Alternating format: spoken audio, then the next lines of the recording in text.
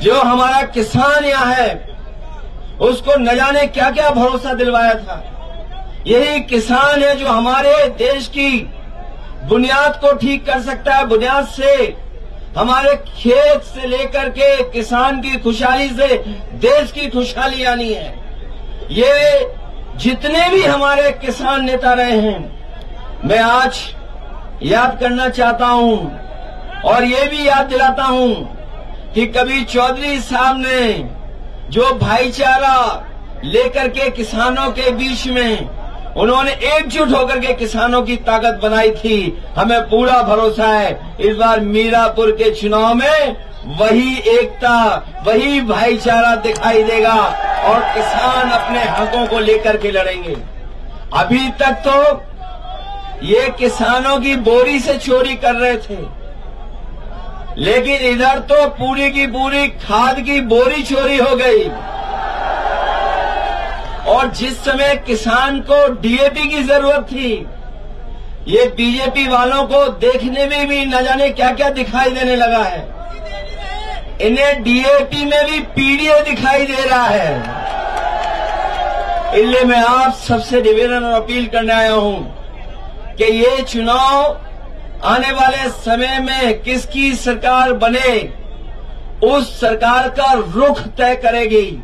इसलिए उपचुनाव तो है ही है, ये आने वाले समय में जो सरकार बनेगी उसके भविष्य का रुख तय करेगी। सच्चाई तो ये है कि कई लोग इस बात के लिए घबराए हुए हैं कि उनकी जमीन भी कोई न छीन ले। ये भाजपा वाले जमीन छीनने वाले लोग हैं, दूसरों को मिलाकर के जमीन छीन लेते हैं। इसलिए वो लोग भी कहीं न कहीं नाराज हैं। और आप देख लेना, जो जो वादे किए थे कि गन्ने की कीमत 400 रुपए होगी, बताओ आज इस महंगाई में कीमत क्या है गन्ने की। ये सरकार तय नहीं कर पाई है।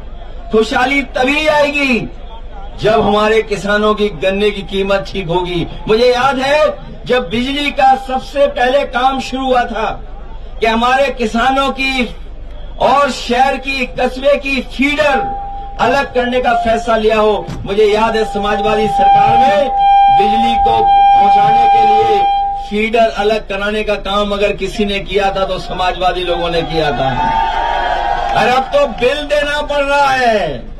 जो लोग कह रहे थे किसानों की सिंचाई के लिए फ्री बिजली होगी, वो आपके घरों में बिजली का बिल पहुंचा रहे हैं। हम आपको भरोसा दिलाते हैं, न केवल बिजली ज्यादा देंगे, सस्ती देंगे, और 300 यूनिट भी जब भी सरकार बनेगी अपने गरीबों को मुफ्त दिलाने का काम करेंगे। इसलिए मदद करिए, क्योंकि 5 बजे के बाद हम लोग बोल भी नहीं सकते हैं। सच्चाई तो ये है कि अगर हम प्रतिशत के हिसाब से देखें, तो 100 में 100% समाजवादी पार्टी इंडिया गठबंधन जीत रहा है। और अगर गिनती के हिसाब से देखेंगे तो इस बार उपचुनाव में 9 की 9 सीटें इंडिया गठबंधन और समाजवादी पार्टी जीतने जा रहा है।